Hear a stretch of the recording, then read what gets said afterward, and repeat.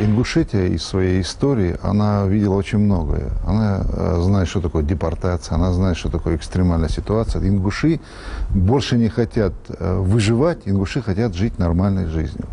Вот есть определенные силы, они есть и в стране, и за рубежом, которые сегодня Ингушетию хотят выбрать площадкой для решения своих проблем, там, скажем, против власти России, против региона нашего, Северокавказского.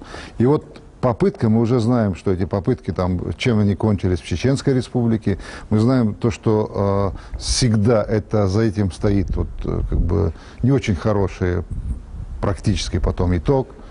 И ингушам, многонациональному народу Ингушетии, вот такая ситуация, такой ход, такой миропорядок, такая идеология, она не для нас. Республика сегодня – это политическая стабильность, экономический динамизм и инвестиционная привлекательность.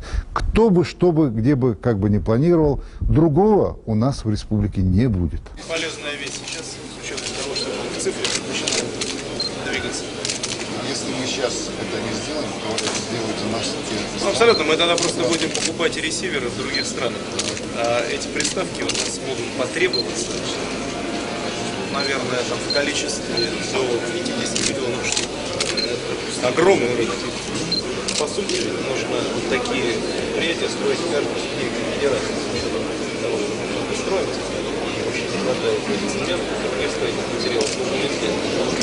Вообще свой производство предприятия планировано на полный год.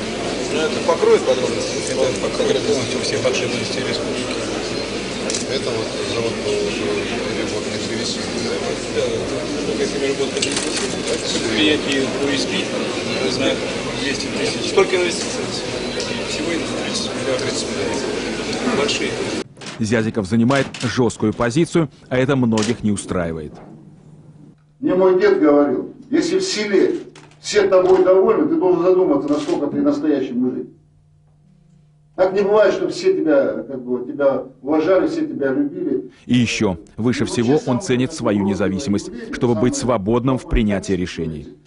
Вот чем отличается президент Ингушетии? Вот меня никто, кроме Всевышнего и народа моего, никуда не двигал и никуда не избирал. Поэтому я свободен в принятии решений. А это очень кому-то не нравится. А мне нравится то, что нравится моему народу.